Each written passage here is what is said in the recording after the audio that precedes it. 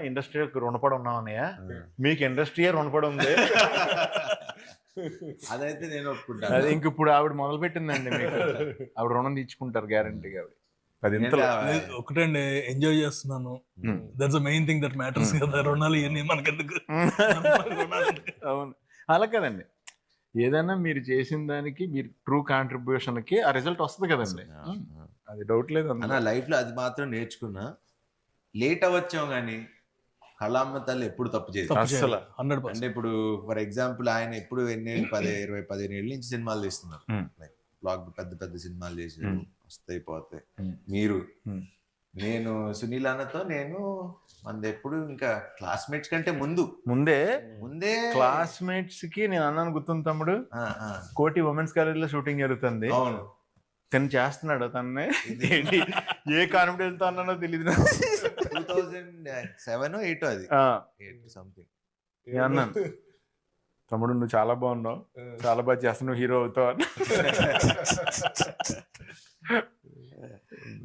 దేవుడి దయ. లేట్ అవ్వచ్చు కానీ it will never stop us.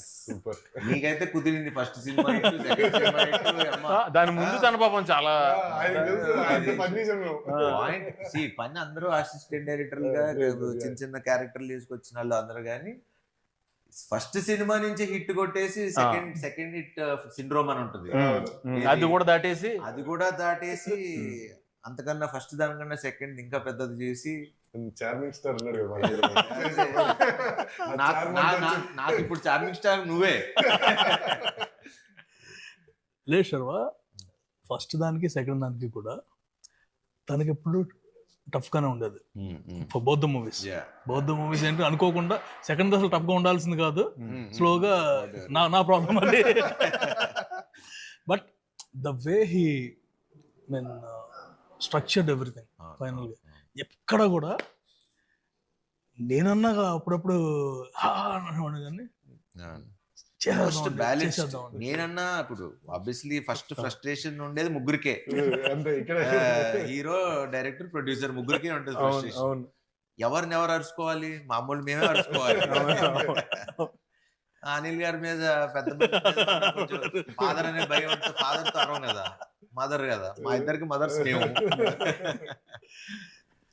Mothers మీరు సాఫ్ట్ గా చెప్పారు, నేను అందరు కూడా చెప్తా. Actually cameraman and director should be like wife and husband.